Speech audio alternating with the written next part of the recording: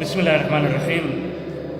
waxaan rabaa halkan inaan si adag u cambaareeyo falkii waxaashnimada ahaa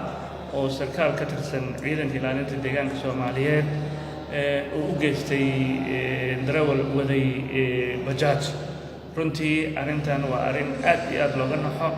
shakhsiga dhibkan geystayna waa Maxamed Deeq Cabdi Aadan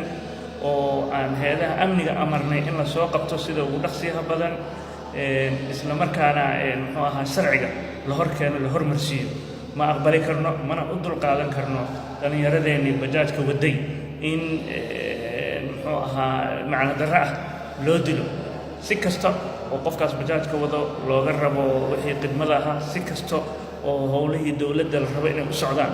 haddana ma u dul qaadan karno mana yeelayno mana aqbalayno in muxuu ahaa dhalinyaradeenii si macna darro ah lagu dilo qofkaasna waxaan rabnaa inaan idiin caddeyno bulshada Soomaaliyeed meel kastoo joogtaan in la soo qaban doono lana marsiin doono sharci isagana waxaan ka codsanaynaa inuu sida ugu dhaqsiyaha badan u hor yimaado muxuu ahaa hay'adaha amniga si tallaabada ugu adag ugu habboon looga qaado waxaan mar kale shacabka Soomaaliyeed meel kastoo joogo gaar ahaan shakhsigii nooga geeriyooday bajaajka waday iyo eheladiisii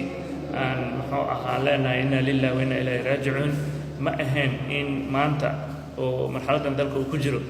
inaan dadkeenii dhalinyarada shaqo abuurka samaystay oo bajaajka waday u adeegay halbowlo lafdhabar u ah bulshada in si macna darro ay ku dhintaan arrintan waa soo noqotay mana u dul qaadan doono bacdama arrintan ay tahay arrin qof dowladda hoose ka tirsan qofkan dilka geystay waxaan ballan qaadayaa inaan horkeeni doono maxkamadda isla markaana lagu qaadi doono tallaabada ugu adag